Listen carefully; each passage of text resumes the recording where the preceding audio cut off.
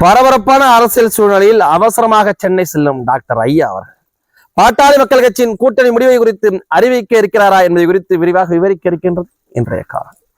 பேரன்பிற்குரிய தொப்புள் கொடி தமிழ் உறவுகளுக்கு வணக்கம். நான் வாங்க வேளாமல் கார்த்தி.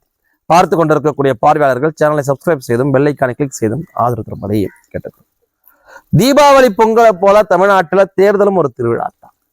தேர்தலுக்கு 3 மாத காலத்திற்கு முன்பிலிருந்தே கொண்டாட்டங்கள்லாம் ஆரம்பிச்சிடும். ஆனாலும் இன்னும் பாராளுமன்ற தேர்தலுக்கு 1.5 மாதம் தான் இருக்குன்னு சொல்றாங்க. இந்த வாரத்திலே கூட தேர்தல் தேதி அறிவிக்க வாய்ப்பு இருப்பதாக கூட சொல்லப்படுது. பல கட்சிகள் வேட்பாளர் பட்டியலே வடமாநிலத்திலாம் விட்டுட்டாங்க.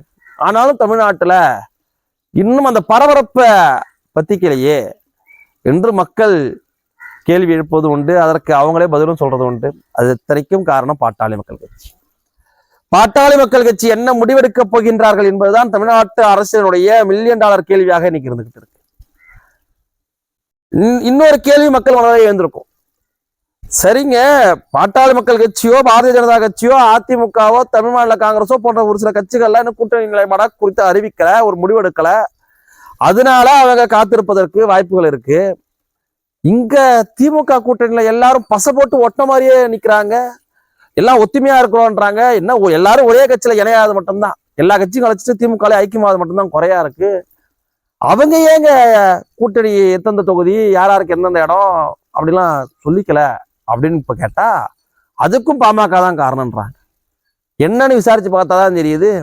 கடைசி நேரத்திலையாவது எதையாவது நம்மளுக்கு ஒரு வாய்ப்பு கிடைக்காதான்னு திமுக காத்துக்கிட்டு இருக்கிறதாவும் சொல்றாங்க. அதனாலதான் திமுக கூட்டம்லாம் அவ்வளவு குழப்பம்னு சொல்லப்படுது. பாட்டாளி மக்கள் கட்சி மிகவும் பலம் வாய்ந்த கட்சியாக தமிழ்நாட்டில் இன்னைக்கு நேத்தியில 40 ஆண்டு காலமாக சரியான அடித்தளத்தை அஸ்திவாரத்தை தமிழ்நாட்டு மண்ணில் விதைச்சிருக்கிறாங்க. அன்புமணி ராமதாஸ் அவர்களின் தலைமை பொறுப்பேற்றதுக்கு பின்பாக அந்த கட்சி மிகப்பெரிய வளர்ச்சியெல்லாம் எட்டியிருக்கிறாங்க.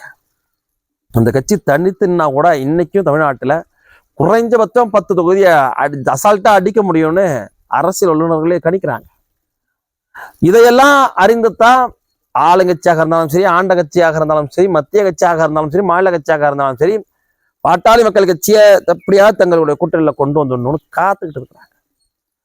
எல்லாரும் அறிவாலய வாசலுக்கு நடந்துட்டு இருக்கிறாங்க. எங்க அங்க. ஆனா இந்த பக்கம் எல்லாரும் தைலாபுரத்தை தேடி வந்துகிட்டு இருக்கிறாங்க. இதுதான் தமிழின போராளி மருத்துவர் ஐயா அவர்களின் சுயமரியாதை கொள்கை. பாட்டாளி மக்கள் கட்சி ஒரு கூட்டணி முடிவெடுக்கிறாங்க அப்படின்னா ஏதோ வெற்றி தோல்வியெல்லாம் கணக்கிறது கிடையாது.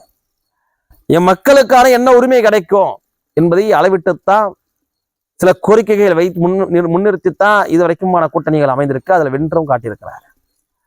அது போன்ற இந்த கூட்டணி முடிவை எடுத்தோங்கோத்தோன்னு யாரும் முடிவெடுத்த முடியாது. மருத்துவர் ஐயா அவர்கள் முடிவெடுத்து அறிவிப்பதற்கு காலதாமதம் ஆகுது அப்படின்னா அதுல 1000 காரணங்கள் இருக்கும். 4 பேர் கொண்ட ஒரு குடும்பத்துல ஒருவர் முடிவெடுப்பதற்கே 1000 தடவை யோசிக்கணும்னா 50 லட்சத்திற்கும் மேற்பட்ட தொண்டர்களை தன்னகத்தே கொண்ட பாட்டாளி மக்கள் கட்சியினுடைய முடிவை அறிவிப்பதற்கு மருத்துவர் ஐயா அவர்கள் எத்தனை 1000 முறை யோசிப்பார்.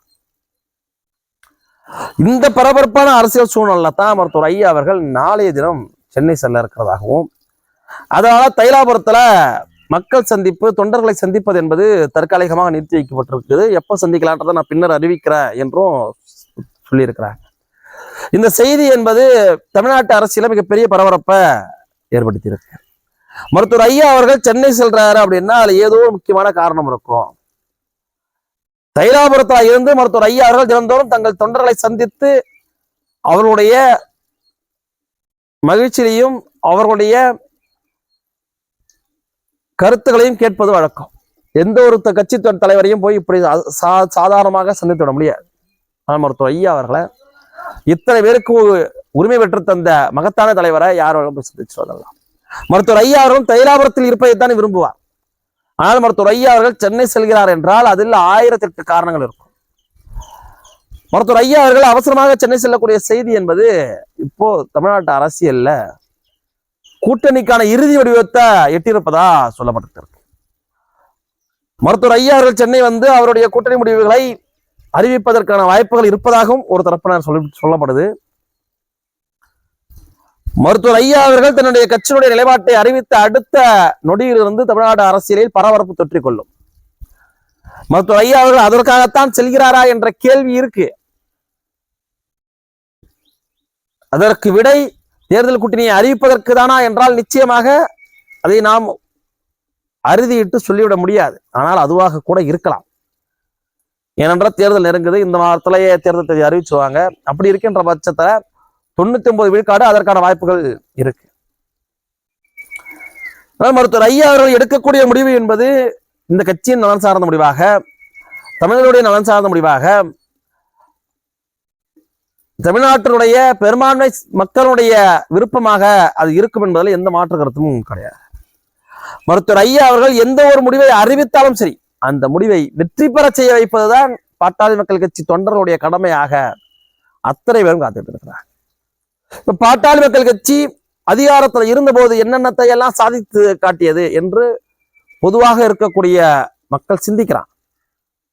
பாட்டாளி மக்கள் கட்சிட்டு அதிகாரம் இல்லாத போது இங்க என்னென்ன வந்துச்சு? நீட்டு வந்துச்சு, NLC சுரங்கத்தை 3ஆவது சுரங்கம் வந்துச்சு, ஸ்டெர்லைட் விபத்து வந்துச்சு, ஸ்டெர்லைட் ஆலைக்கு எதிராக போராட்டம் நடந்தது, பரந்தூர் விமான நிலையம், எத்தனை விஷயங்கள்ல நம்ம வஞ்சிக்கப்பட்டிருக்கிறோம் என்பதை சிந்திக்கிறனா இல்லையா? பாட்டாளி மக்கள் கட்சி அதிகாரத்துல இருக்கணும். அந்த அதிகாரம் பாட்டாளி மக்கள் கட்சி கிடைக்கக்கூடிய அதிகாரம் என்பதுதான் சாமானியனுக்கு கிடைக்கக்கூடிய பாதுகாப்புன்னு அவன் நினைக்கிறான். அப்படியாப்பட்ட ஒரு நம்பிக்கையை பாதுகாப்பதற்காக மருத்துவர் ஐயா அவர்களுடைய முடிவு நிச்சயமாக இருக்கும்.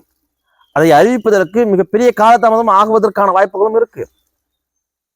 பாட்டாளி மக்கள் கட்சிக்கு முன்னால ஏவா பியான சான்ஸ் கிடையாது.